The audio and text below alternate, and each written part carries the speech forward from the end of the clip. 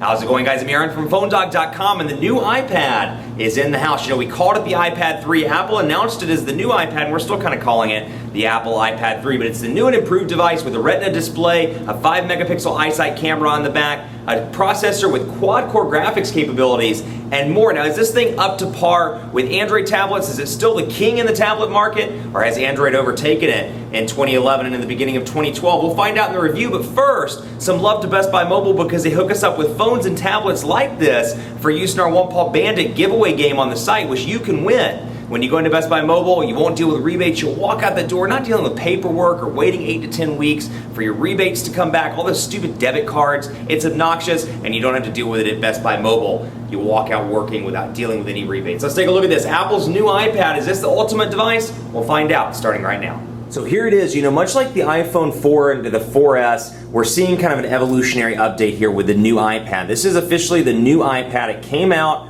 and it's available now starting at $499.99 for a Wi-Fi version. Now it's available in a couple of different models. It's available $499, $599, $699 for your 16, 32, and 64 gigabyte Wi-Fi versions, then $629, $729, $829 for the cellular versions that have Wi-Fi and LTE, so 16, 32, 64. Now, again, available in white and black, and it's available on Verizon and AT&T 4G LTE. So a couple of benefits here. One is that, of course, it does have LTE capabilities if you do buy one of the ones with cellular connectivity, so you can sport that 4G connection, be it on AT&T or Verizon. The other benefit here, a couple of improvements. First of all, it has an Apple A5X processor in it. It has quad-core graphics capabilities. It has the same 9.7-inch display, but it has a Retina display with 2048 by 1536 pixels. That's really the first thing I noticed about this thing out of the gate, is that the display is absolutely beautiful. If anything, for somebody that has an iPad, they're probably doing a lot of consumption of media, be it watching TV, be it reading articles on New York Times or Bloomberg. You're really going to notice the screen difference here. The Retina display, much like on the iPhone 4 and the 4S,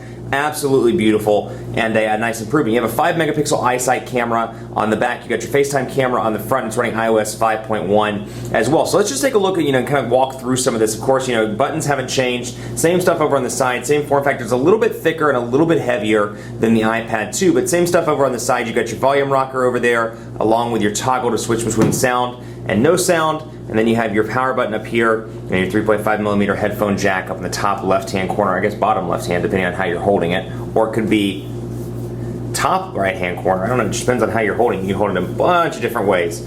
Crazy iPad swirliness, but you can see some of the apps that I've downloaded. And again, iOS 5.1 here. Now, having, it's 2012 and it's, we're a fourth of the way through 2012. Having worked with Android tablets and Windows Phone, not tablets just yet, but working with Windows Phone, I've seen a lot of different interfaces. And one thing that's getting a little bit long in the tooth with iOS, it's fantastically fluid, very little to no lag. I mean, absolutely fantastic performance 99.9% of the time, but something that's getting old, the lack of widgets. You don't have any widget capabilities on this device. They're all individual apps, and if you want to see the weather, for example, you got to click on Weather Channel. If you want to see your email, you got to click on Mail. If you want to see the browser, you got to click on the browser, etc.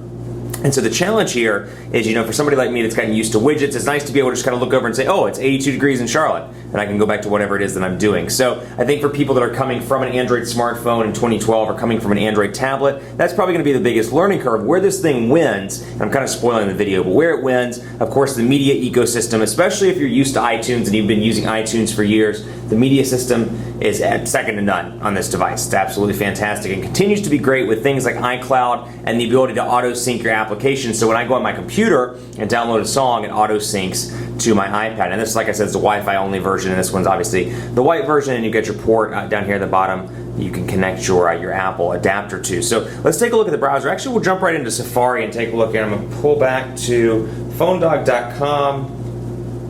And you can see it load up right here. No real changes here. Nice iPad keyboard, and you can see it in portrait mode. And then, of course, the benefit here, if I want to undock it, I can undock it and put it in the middle, or I can split it for easier access with two hands. Now, 9.7-inch display still means it's pretty easy or not too hard to type if you have the keyboard all together, because my thumbs do touch. Where you really see a challenge is when you're working with something like a 10.1-inch display and in portrait mode you're struggling to reach across. Well, they fixed it as well with this split keyboard. It's a little bit easier to type on. I prefer kind of doing it in portrait mode and bringing it back here.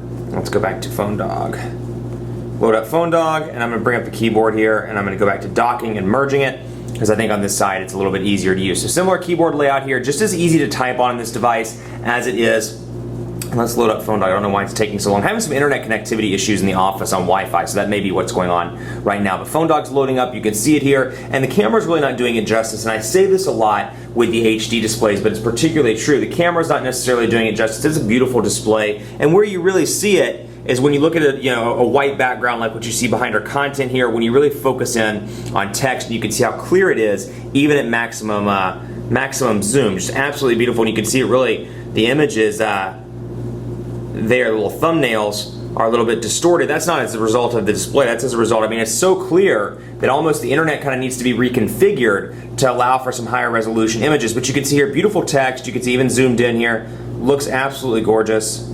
You can see text here just looks fantastic even when focused in. So I think for people that are purchasing this device, maybe have some trouble seeing or just really like a high resolution display, you've got a lot to like on the iPad. But pinch to zoom, very responsive here. You got your forward and back buttons, you got your bookmarks, you got the ability to add to reading list, add to home screen, mailing links, tweeting and printing and more. You can use wireless printing capabilities, and of course you have your bookmarks and your history there, and I can edit and change that around. So brings in a lot of different changes. iOS 5.1 obviously has the notification pull down here. You can see on my calendar, Chase, I need to pay the Chase bill, and then you can see my CNN stuff. And I've already gotten it, much like iOS 5.1 on the iPhone. You can clear that out. And of course I have my battery meter right here as well. Now, a couple things I've noticed about this device. One, just kind of jumping around and talking about it a little bit. It is kind of hard to charge. If you're doing it via USB connection into your computer, this thing takes forever to charge. It's a little bit faster when you use the included AC adapter module, but still not the fastest in the world. But where this thing wins to me is fluidity, App Store, and of course the iTunes ecosystem. I mean, you can see how fluid and beautiful this is. Has a nice portrait to landscape transition effect, and then of course I can add windows really easily just by clicking here, and I've got my nice Google search bar, or I can go to a different address, tmonews.com, and you can see I can pull that right up and go back and forth between my various tabs. So it gives you a desktop-like browsing experience here, and it's very quick and easy to use. So browser looks great. Another thing I've really seen a lot of benefit in, and we'll just actually go through before I do that, we'll talk about some of these individual applications. Let's go into to notes, for example. I'm going to pull this away because I have some phone numbers I need to get rid of here. Give me 1 second. Okay, so you can see, obviously 9.7-inch display, a larger display than what's on the iPhone 4 and the 4S, so you've got some screen real estate to work with. So you see what's in the landscape mode. Of course I have my notes here, and if I have hi as one note, I can go down and add another note. Hello, go down and add another note. Bonjour. That I apparently can't spell right. I don't really sound like a French person either. Hola. Hola. And so I can come down and I can reference each one of those notes over here, whereas on the iPhone you obviously have to hit done because of the screen real estate not being quite enough. And so you can see over here, same thing, go back to notes, and I can bring them up. So it just takes advantage of the full 9.7 inches of screen real estate, and then of course when I go into landscape, and you see that in a lot of applications as well. You see that with contacts, you see that with, let me think of some of the others. You see that with reminders, you see it with calendar as well, because you can really go in and kind of make it your own. Let me see, calendar, and you can see what it looks like in landscape mode. I can switch back and forth between week, month, year, or of course my list with agendas, my invitations, my calendars here, and I can flip it up into landscape, or portrait mode rather, and see that Chase is an all-day event. I can see it over here as well as my itemized breakdown here between what's going on an hour-to-hour basis. Now, of course, big data as well. So it's really nice. It maximizes that screen real estate, like I said, and really makes it useful. I can, of course, search among the calendar. Now, this thing comes with iMessages out of the box. You're seeing the messages indicator. Of course, the kind of the catch-22 with that is with the Wi-Fi only versions, it obviously only works when you're in Wi-Fi. If you have a cellular version,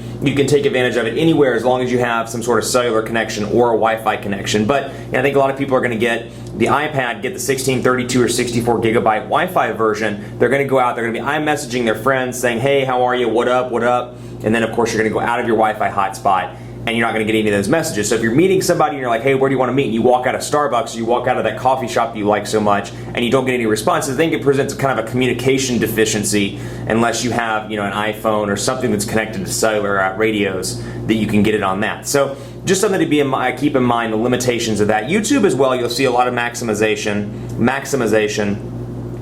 of the landscape and portrait. And we can go into YouTube, and of course the Wi-Fi is just really slow today. I apologize. The office Wi-Fi is not cutting it. So I can go into featured and top rated, most viewed, and you can see, like I said, it's taking advantage of the larger screen real estate. So YouTube will pop up here, and I really want to show you what it looks like once we get it focused in, because I want you to see, or once we get it loaded up, because I want you to see how it maximizes it on the display. Okay, here we go. Now that it's loaded up with the internet connectivity, let's take a look here at We'll go to featured, actually we'll go to Phone Dog for example, so we can load up, and I've got a couple.